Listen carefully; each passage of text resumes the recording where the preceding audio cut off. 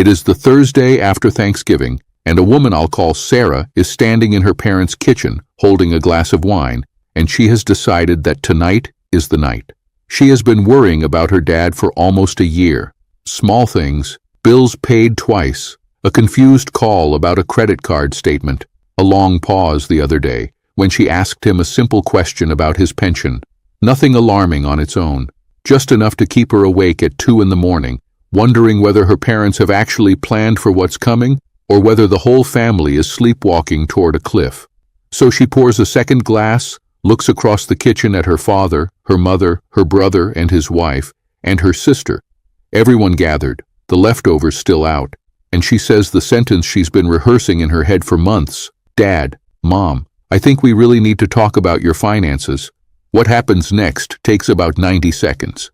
Her father puts down his coffee very slowly and says, "That is none of your business." Her mother goes quiet, the way she does when she's hurt. Her brother says, "Why are you bringing this up now, Sarah? Can we not just have one nice weekend?"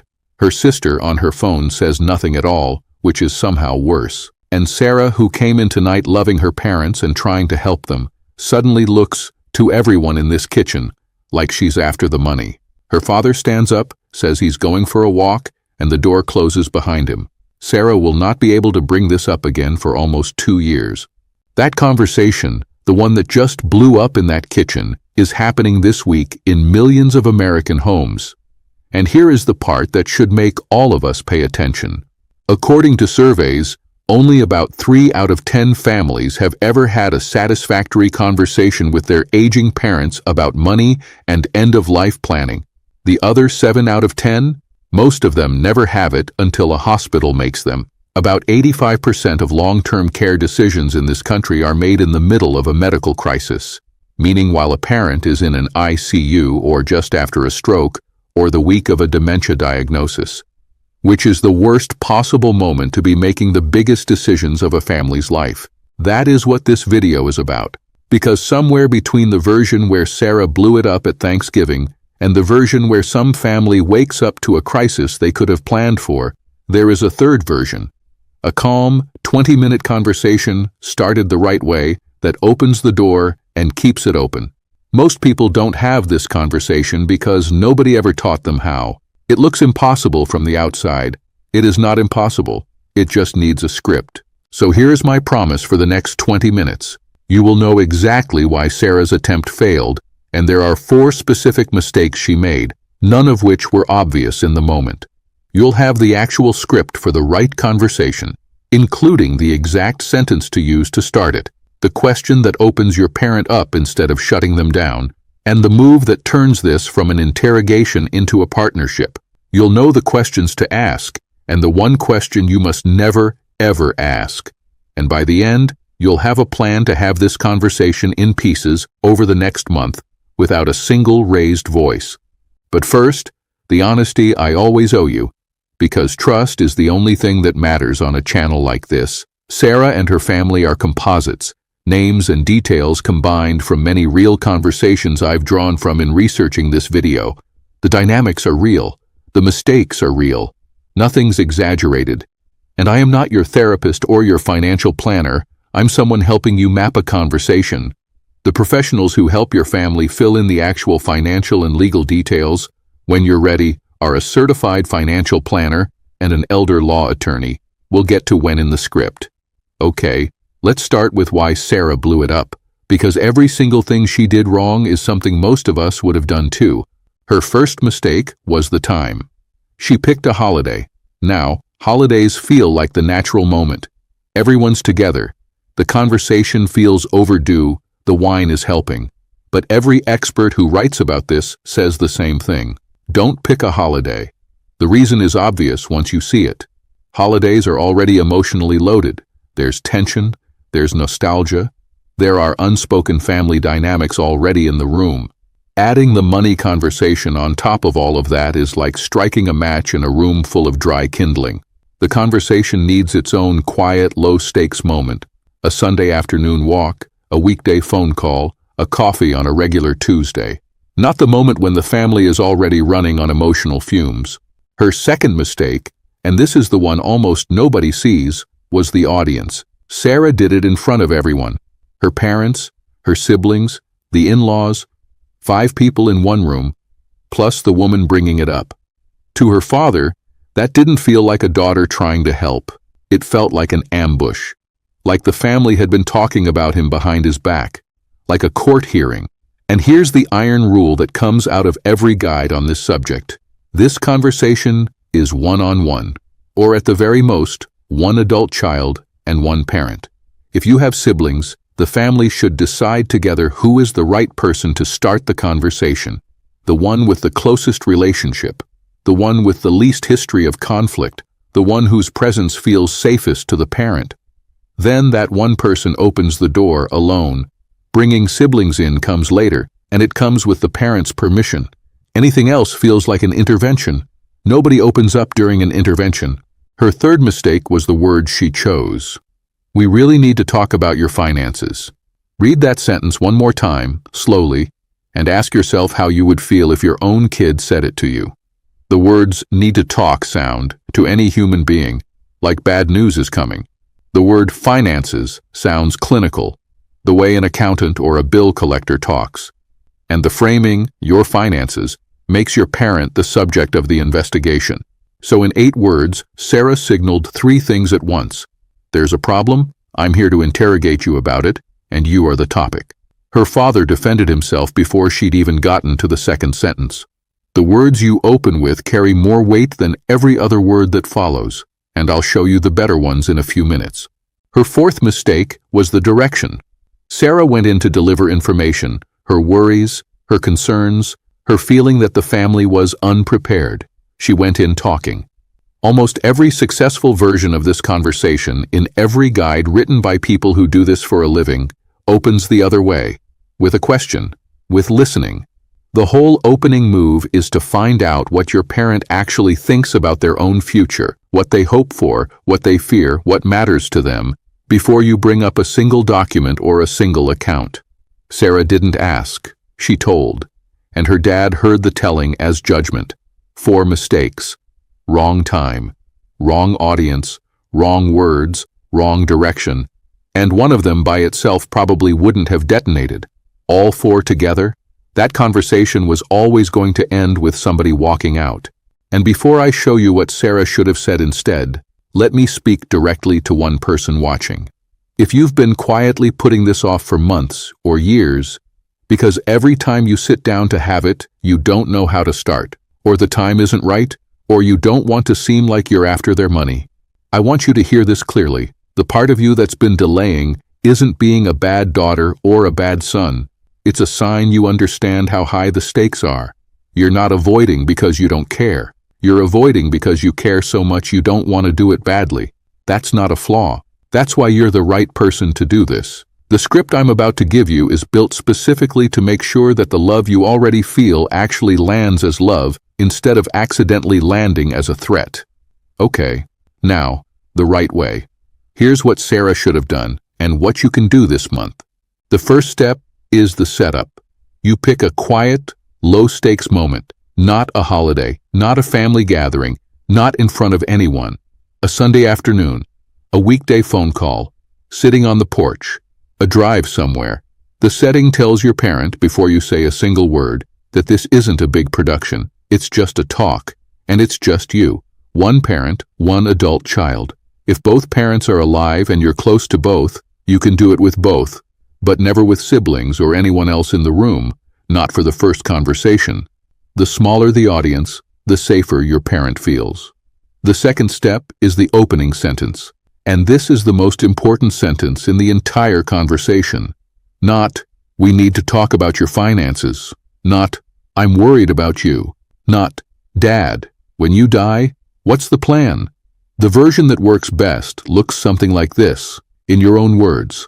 "I've been doing some thinking about my own planning, and it's made me realize I don't actually know what your wishes are. I don't want to take anything over. I just want to understand what's important to you so I can be helpful if you ever need me to be." Read that opening again because every word in it is doing a job. "I've been doing some thinking about my own planning." That's the doorway. You're not pointing at them. You're standing next to them. You're modeling. "I don't actually know what your wishes are." You're not announcing concerns. You're admitting a gap in your own knowledge. I don't want to take anything over. You've directly named the fear they were about to have. I just want to understand what's important to you. You're putting them, not their account balances, at the center of the conversation. And, so I can be helpful if you ever need me to be. You've reframed the whole thing as service, not surveillance. That sentence, spoken on a quiet afternoon to one parent, will not get a door slammed. I can almost promise you, because there is nothing in it for them to defend against. You haven't asked for a single piece of information. You've asked for permission. The third step is the listening move, and this is where almost everyone burns it down the second time. You ask one open question, and you let your parent talk, uninterrupted, even if there are long pauses.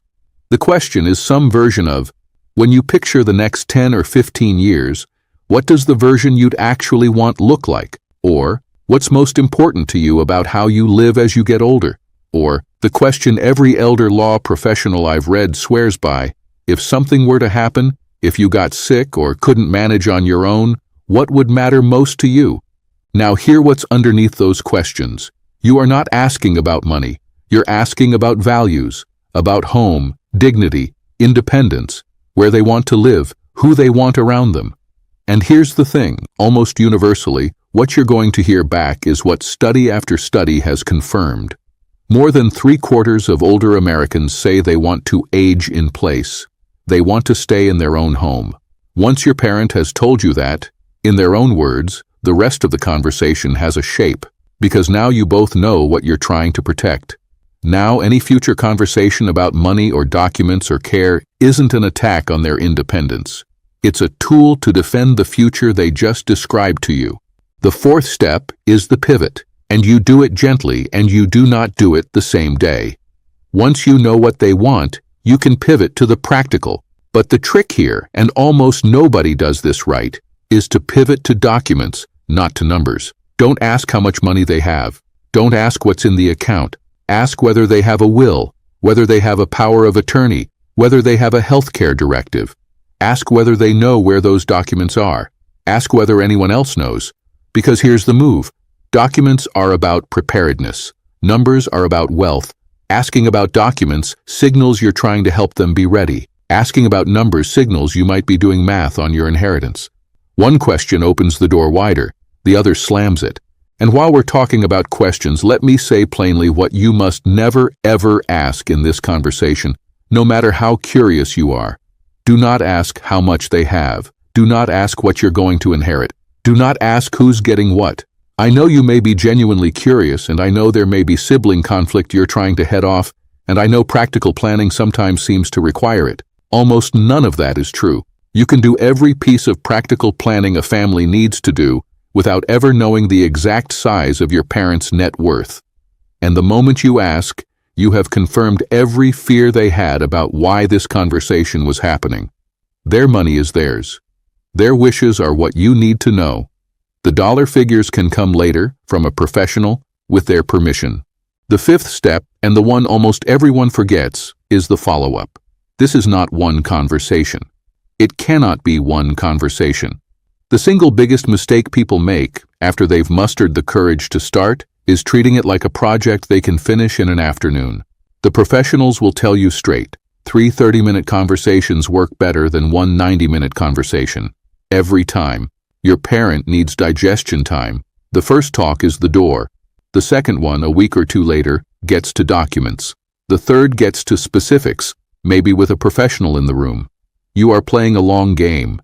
The goal of the first conversation is not to solve anything. The goal is to make sure there's a second conversation. So those are the 5 moves: the setup, the opening, the listening, the pivot, the follow-up. And before I give you the practical action plan, I want to give you something else, because the real magic of this conversation isn't in the words, it's in the reframe behind the words. For most people, this conversation feels like asking your parents to admit they're going to decline. And no parent wants to do that, which is exactly why the conversation gets refused. But here is the truth that changes everything. This conversation is not about decline, it's about control. Right now, your parents have total control over their wishes, their documents, their preferences, their plans. Every year that passes without the family having this conversation, that control quietly transfers, not to you, but to circumstance, to a hospital social worker who's never met them, to a judge in a guardianship hearing, to an emergency room doctor making decisions in the absence of information. When you start this conversation while your parents are healthy and clear, you are not taking control away from them. You are protecting their control from being taken away by everybody else. That's the reframe, and it's the reframe that, when you find a way to say it gently, makes parents lean in instead of pull back. So here is your action plan, and it's just 5 things. First, this week, write down the answer to one question, alone, before you talk to anybody. What is it specifically that's been worrying you about your parents? Is it a memory thing? Is it that they've never mentioned a will? Is it that one parent handles everything and the other doesn't know where anything is? Get clear on your own actual concern before you bring it to them. Vague worry produces vague conversations. Specific worry produces useful ones. Second, if you have siblings, have a different conversation first with them. Not to plan the ambush, but to align. Decide which of you has the closest, calmest relationship with your parent. That person goes first. Everyone else agrees in advance to let them.